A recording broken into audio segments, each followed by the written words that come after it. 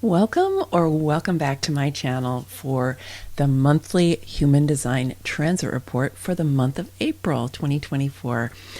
And wow, we have a really interesting kind of a humdinger of a month coming up.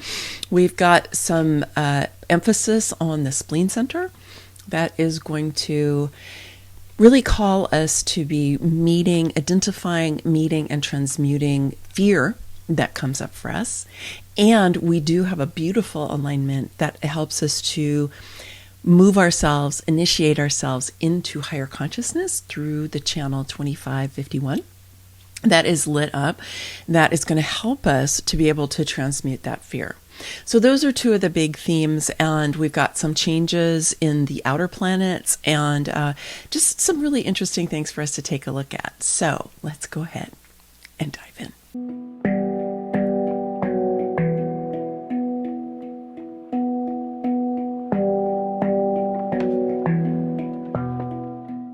There's actually so much going on this month that this transit report is going to be in two parts. This is part number one, and this part is about the bigger themes, what's happening in the outer planets, what are the major themes that are being lit up by all the different transits. And then part two will be transit by transit throughout the course of the month, as you've been accustomed to receiving by now. And before we dive into that, I want to let you know that I am offering a Activate Your Higher Purpose immersive workshop on April 13th.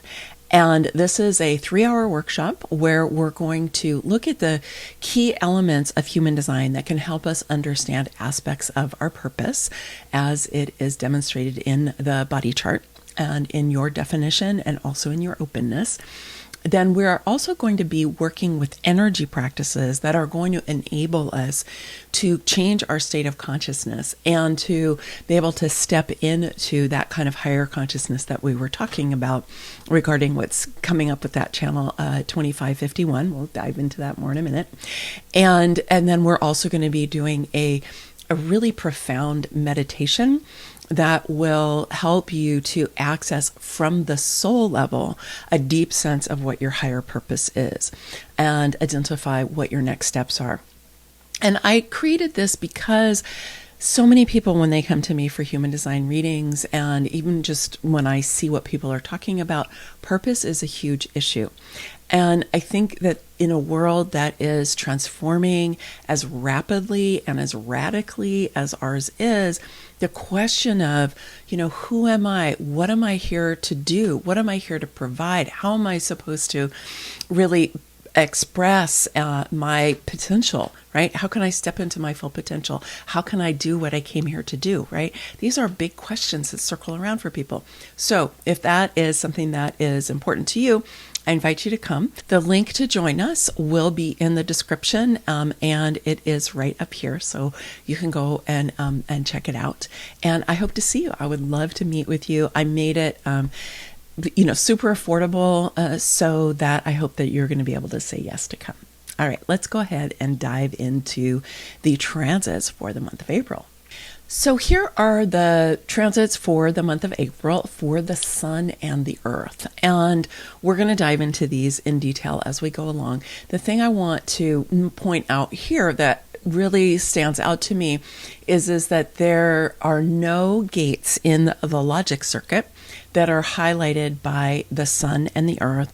And in fact, there's only one gate that is highlighted by any of the outer planets as well. We're going to get to that in a minute. That's in the logic circuit. So we're really looking a lot at tribal circuitry and individual circuitry during the course of this particular month. And one of our major themes is that the Earth is highlighting 5 different gates of the Spleen Center. So the Spleen Center is the center for instinct and intuition, and for the immune system and right timing. And because it is the place where instinct is, and in the lore of human design is understood as the place where we have habitually created out of our instinct rather than out of our intuition, that creating out of instinct can lead us into a fear state. So all of the gates of the spleen are known as fear gates. Now, the good news about that is that the fears of the spleen are not long lasting. They're not ones that will stay with you if it is an actual fear. So if there is a fear and it's accurate, it's real and present danger.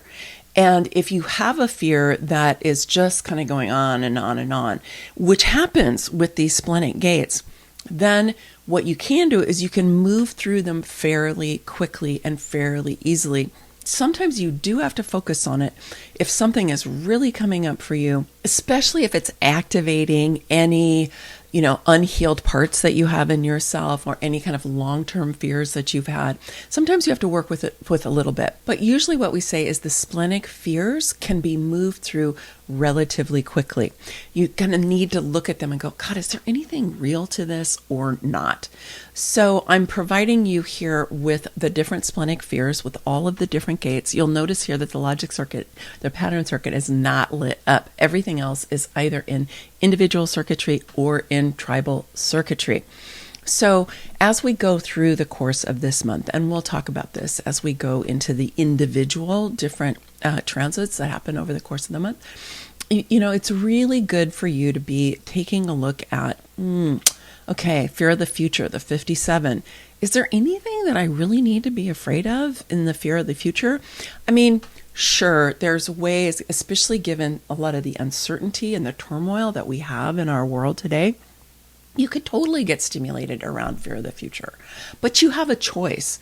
You have a choice to say, do I want my life force energy to be caught up by, to be seduced by, to be colonized by the fear of the future, so that I'm giving my life force energy to that fear of the future, and then I'm being pulled out of the present moment. I'm being pulled out of where I actually have more command in my life, with what my sovereignty is about. And we're generating energy around something that we don't want.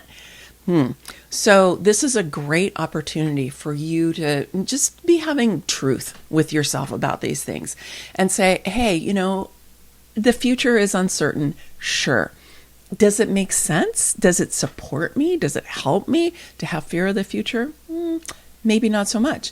And then you get to do your personal energy work, your belief work, all of the different ways that you work with your psyche and your energy field and your mind to be able to gain more command and not to be taken over by these splenic fears.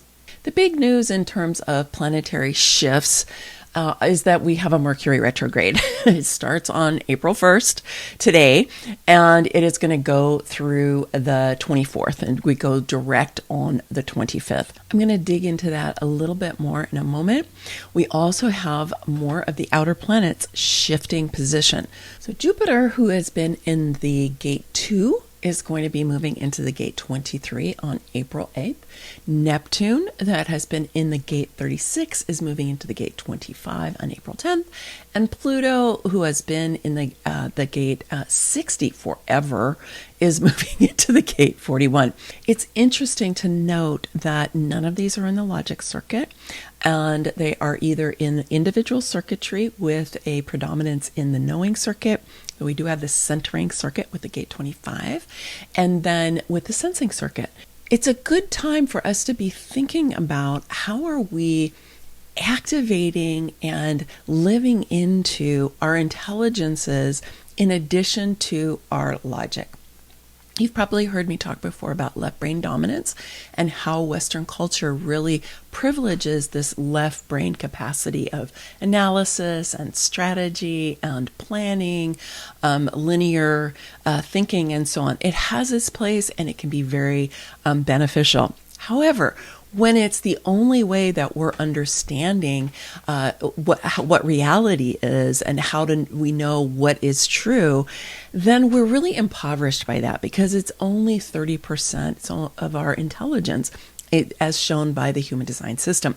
So it really benefits us to be able to tap into all of our other intelligences And the outer planets are all saying, hey, look up from that focal gaze, which we really have with our devices, which is very left brain. Look up from our focal gaze and let's expand into our right brain intelligence, which is embodied and experiential and creative and connected to the all that is. And let's also tap into our individual circuitry, which gives us these impulses that we need to be able to receive the downloads and the possibilities that are coming through that circuitry that have to do with the evolutionary impulse of humanity. And we get so caught up and so habitual in the way of our thinking. And these outer planets have been saying this for a while, and we have the same kind of emphasis going into this month that says, take another look at how you're understanding what you're understanding. Take another look at how you understand reality and how you know what you know, how you make decisions, how you decide what's real and what's valid. Now, the one emphasis that we do have on the logic circuit is Saturn is in the gate 63. Saturn's going to be there from March 13th, moved in on March 13th. It's going to be there all the way through April and then move out on May 5th. So we've got about a 7-week cycle of Saturn lighting up gate 63. So gate 63 is that very beginning of the logic circuit. It's the very first gate, and it's known as doubt in traditional human design, and it is curiosity in quantum human design. And it's associated with the pineal gland, which is all the way back in the brain, in between the ears. And the pineal gland in the yoga traditions is the site of the command center, because this is the place where when we act, that the pineal gland gets activated, we can connect into the cosmos. So if we have the 63 really in doubt, right? And that's what we're emphasizing, then how are we going to really connect with the possibilities and the potentials that are available to us in the cosmos?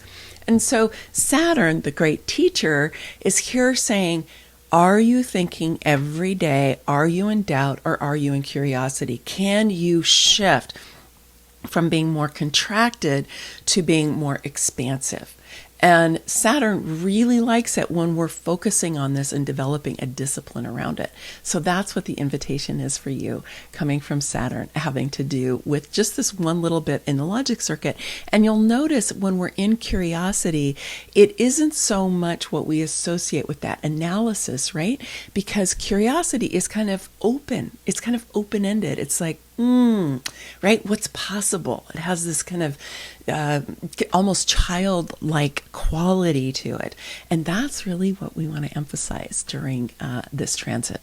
So let's just dig a little bit deeper about Mercury's journey during this cycle. One of the things that's important to understand about retrograde cycles is that the planets are moving forward through the gates. And then when they retrograde back through those same gates, and then they move forward again. So they're actually going through those gates 3 different times. So as Mercury goes retrograde today on April 1st in the gate through 3, Mercury is going to cycle back through gate 3. Gate 3 is innovation. Sometimes it's difficulty at the beginning, which makes sense. Innovation can be difficult at the beginning, but it is a powerful gate in the knowing circuit that does have this energy for bringing forth the new and really innovating. So Mercury is going to cycle back to that, but then it's going to go back through the 42 and then back through the 51, where it has been started this cycle back in the middle of March, about March 8th, 19th. And then it's going to also move forward and go back through those gates again after it moves direct. So that means that we've got this emphasis on these 3 gates for a long time. And I want to point out in particular the gate 51, because Mercury is in the gate 51 for a long time. It's going to retrograde back into the gate 51 on May 15th, and then it's going to turn around and go forward, and it's going to be there all the way through May 4th. And it's going to be in the gate 51 for the longest period of time. And then in a second, I'm going to show you why I'm really pulling out that gate 51 as well. So the gate 51 is the gate of shock in traditional human design, or the gate of initiation in quantum human design. It is a super potent energy And it's important to get a handle on it because it can be shocking energy. But take a look at this and why we need to really be paying attention to this particular gate. So as we begin the new transit on April 4th, the sun is going to move into the gate 51. So the sun's moving there, highlighting this gate.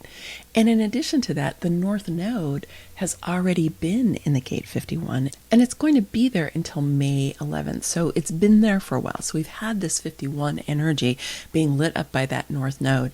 And now we're going to have the sun come and light it up on April 4th. And we also had Mercury lighting it up in mid-March. And then it's going to be lighting it up from mid-April all the way through the beginning of May. So there's a lot of emphasis coming up on this gate 51. So as I said, it's the gate of shock or the gate of initiation. It is on the will center, so it has a power behind it because the will center is one of the 4 motors in the chart. And it can be a beautiful and super beneficial energy when we get a handle on it and we know how to use it. You want to use that energy of the gate 51, first of all, with yourself, right? To initiate yourself into higher consciousness. This is individual circuitry. So it is about the self. So we're initiating ourselves into higher consciousness.